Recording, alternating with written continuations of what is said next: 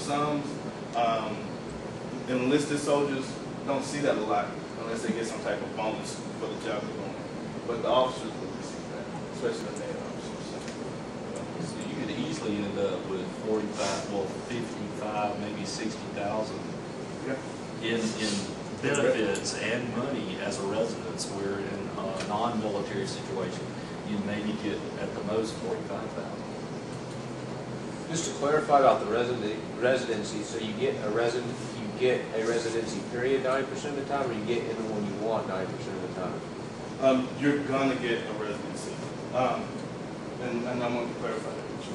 You will match a residence, not necessarily what you want, but you're gonna be in a residency, so you're gonna move on. You're gonna move on up. Now that's why the doctor is supposed to be here, because he's going through the whole matching process. Let me give you guys a phone number. I'm supposed to give you guys this. It's gonna take me. What happened? More questions like this. Someone who's been through it. Yeah, and this person, and I know this person, but I've been to. I have to tell them this. I went to San Antonio and I went through 3 or 4 days with the Air Force as far as this sort of thing. This is kind of why I know a little bit more about this maybe than I would just by being in the military. But these people that are professionals that are doing this, the doctors, and I interacted with them in San Antonio with the Air Force. You really, if you get a chance, an opportunity to interact with one of these people, you should. They can provide you with a very real and a very informative kinds of interaction and experience, and they're very knowledgeable, and they're very willing to share with you from a sincere, honest, candid kind of way. And I got a very sincere kind of experience with the Air Force, and especially I interacted with surgeons and the 4-star general, and it was unbelievable. And the professionalism that I was exposed to in the Air Force, and I'm sure the Army is the same way, I was extremely impressed. And I was a medic in the Army, and I know that, you know, as far as your training, you're going to get superb training. At least I think so. I mean, it's not maybe the Johns Hopkins or, you know, the Mayo Clinic, but across the board, you're going to be exposed to some of the best facilities, the best training. And when, like I said earlier, when you get out of this, you're going to be very marketable. You can pretty much name where you want to go. Of course, you can stay in the military if you want to, and then retire. And after you do that, and you can retire, gosh, in 20 years or 20 years. In 20 years, and then you got a whole career after that. So you can go on and do something after your 20 years, if that's your desire. So there's that. But if any medical person, doctor, dentist that has a stint in the Army or the military, the Air Force, the Navy, and you've got that on your VD, you can write your ticket for as pretty much anything. If you've got a clean record, that is, and you've done a good job at what you did in the military. So anyway, he's going to give you this number for this doctor, and I'd say definitely call him and ask him any questions, and they're very open and willing to share information with you. Area code is 404-840-6026. I'm also going to give you one of my many numbers. Give them his name. Oh yes, and his name is Colonel Stanish. Right now, when you call this guy Colonel Stanish, he is actually the colonel that's in charge of everything from the Mississippi to the Atlantic, and from Kentucky on down to Puerto Rico. And when you let him know what you're thinking about doing as far as your specialty and all that, he's gonna put you in touch with a doctor, a active duty doctor that's working right now, that's going through this program and that's working in this specialty. All right. And his name is Colonel Stanish, and that's spelled S-T-A-N-I-S-H.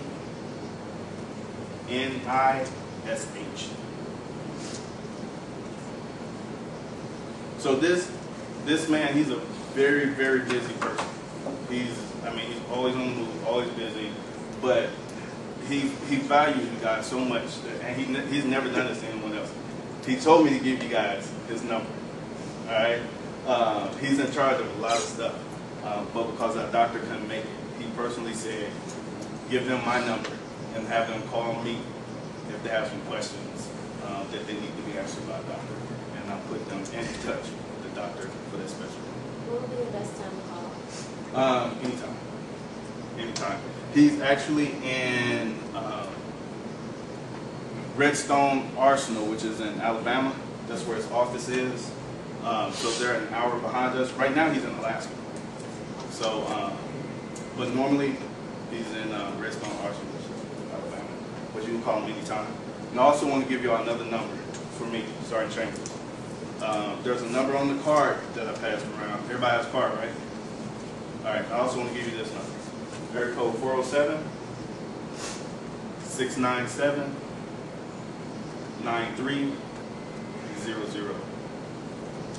which is the one Hannah Blood called me. Hannah.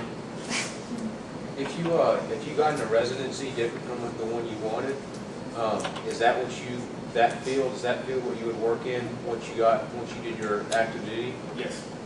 And that would be most likely what you would have to be once you got out of the Army. Unless you want to go back and do all the We're all over again.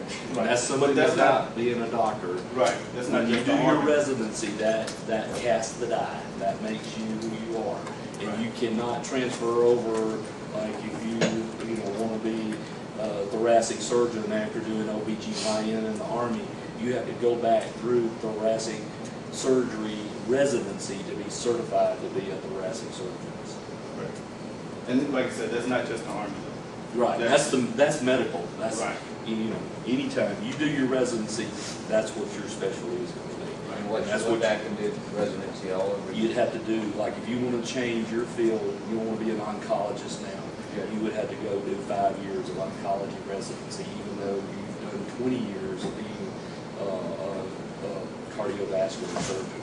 Right. And the match process is the same as well. Yeah, you have to go back and match and do all that. You Right. start from scratch. So and that's something you need to think about.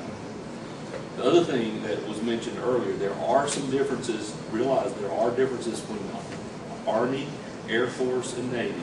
All three branches of service offer this same program. It's HPSP, the Health Professions Scholarship Program. It's said by all three of them. But when you see and hear the Air Force recruiter, if we have him come, he will have wrinkles and folds that are a little bit different from the Army. And I don't know if Sergeant Chambers is willing to mention that, but one I know in favor of the Army is that the Army has more residencies to offer than the other two branches of service do. The Air Force has, I'm just saying, I'm throwing this number out, they got 20 different residencies, different residencies you can go to. The Army has 35, just that sort of thing. So that's an advantage for the Army.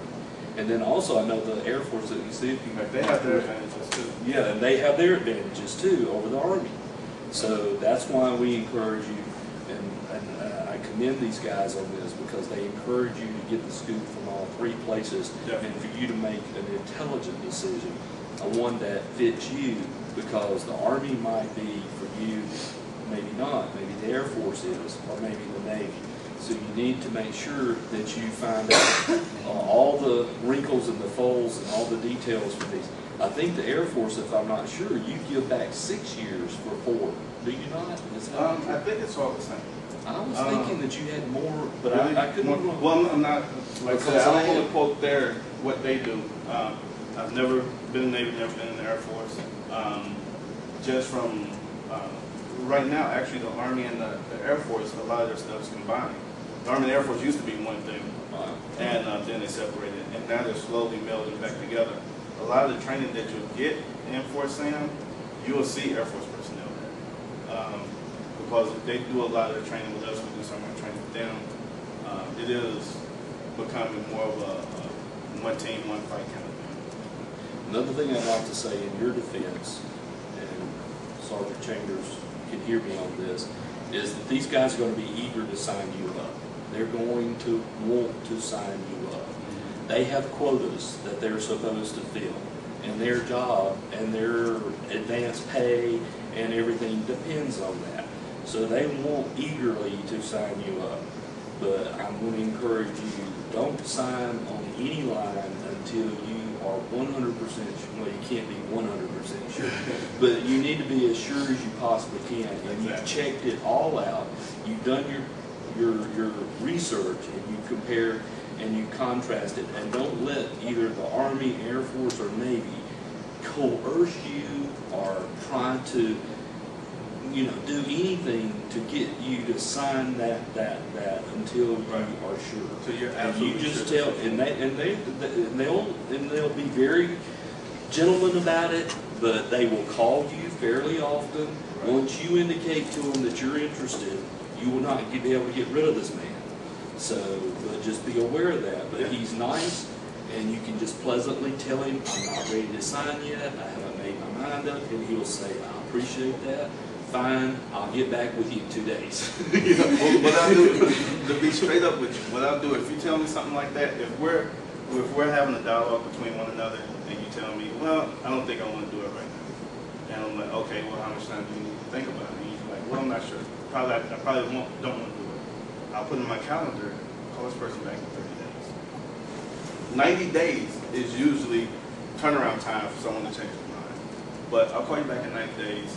Maybe to keep you abreast of what's going on is, hey, you had 30 scholarships, you only got 2 left now, you might want to jump on it, but I'm not going to lie to you about it. If we have more than that, you want to hear that kind of stuff from me. And you need to realize that there's a certain quota here, and once they're full, you've missed the boat. The boat has left without you for this year.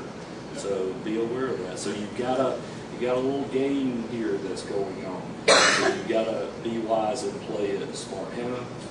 Yeah, I have a question. When you're applying to lots of different medical schools and you go in for your interview, a lot of times they're looking for your answer, like, why do you want to go to our specific medical school? And you should have an answer for them because you applied and you want to get in. Are you guys looking for the same kind of answer, like, why do you want to join the Army versus the Air Force or the Navy? We actually, that's funny you mentioned that. Part of your packet, when you decide, when and if you decide which one to do, part of the process is building a packet with you. We're going to do a detailed history search, background search. We're going to put all your credentials in, all your schooling, and all that good stuff. And we're also going to ask you to write a letter. Write a letter as to why you would like to do it. Why you think the Army is for you, and why you think you're for the Army. And that's part of your packet because it actually means something. It really does. I'm glad you asked that. I've never had that question asked. Let me jump in there with that. Also, you decide you want to go with the Army, you're ready to sign up with Sergeant Chambers, and you're ready, so you do that, and you do all this, and then he's going to say, okay, go get a physical. And he'll usually do this before, maybe, once you indicate that you're serious, he might go ahead and let you process that. And if somehow it comes out that you got flat feet, or that you're diabetic, or that you walk in your sleep, you're out. So realize that you've got to meet certain physical requirements. And of course, if they do a background check and they find out problems there, or they find anything that makes you unfit for the military, you don't get in. No matter, you got 4 schools that want you as far as med school is concerned. You don't get in the Army. You don't get in the HPSP. Are fitness standards different between officers and Enlisted. enlisted? They're not supposed to. Actually, by regulation, they're not at all. But speaking from personal knowledge, it all depends on who your group is, where you're training at, who you're with. Some people do tend to let their buddies slide on certain things. But, hey, that's in every organization. You're going to have a little bit of that. But by regulation, technically, there's no difference. A lot of enlisted soldiers like to tease officers behind the back about the way they do their push-ups, or the way they do their sit-ups, because you hardly ever see them out training with us doing PT. But they are held to the same standards, yes. And they tend to usually lead the way when they actually come out and do PT with us. So You need to realize, too, that the military